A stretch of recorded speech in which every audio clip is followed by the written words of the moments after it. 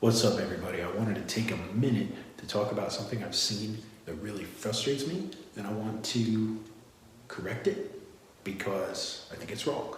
I've seen people on the internet that are taking this opportunity, I kid you not, to sell people consultations on the kind of equipment that they should buy for their home workouts during lockdown. Holy smokes, how shady does it get? So I'm gonna blow that up by just telling you what I would buy if it was me, letting you make your own choices from there. So here we go. First thing to consider, body weight, human body. Your caveman ancestors did it. They had no exercise science or physiology departments or any of that kind of stuff. It's all great, I use it, but you don't need it. You can get a total body workout with just your total body. Next thing, these guys, closed resistance loops. They make a nice big circle.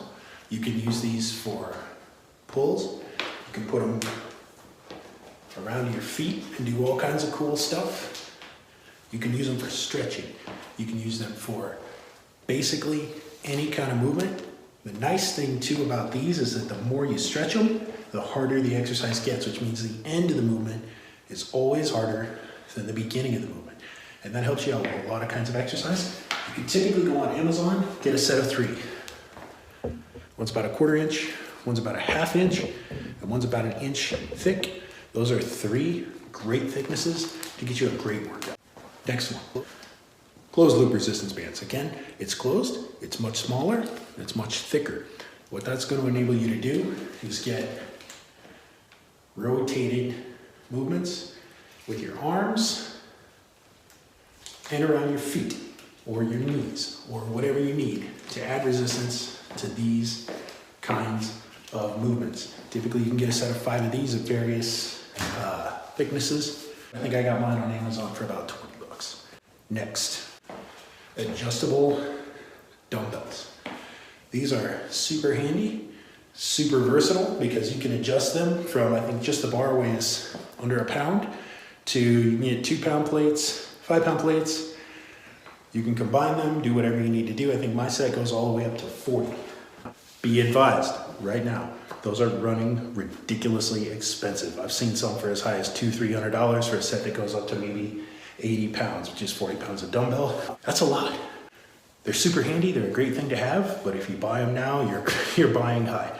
Typically, 75 cents to $1.50 a pound is reasonable for weights. And again, $200 for 80 pounds is definitely quarantine prices, and you don't need to pay that to get a great workout. Next up,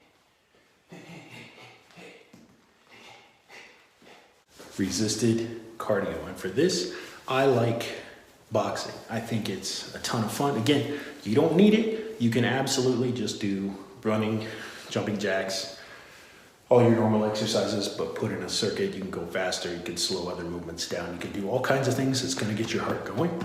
For me, boxing stuff is fun. If you wanna do boxing, you wanna make sure you get some hand wraps. These protect your hands when you hit stuff.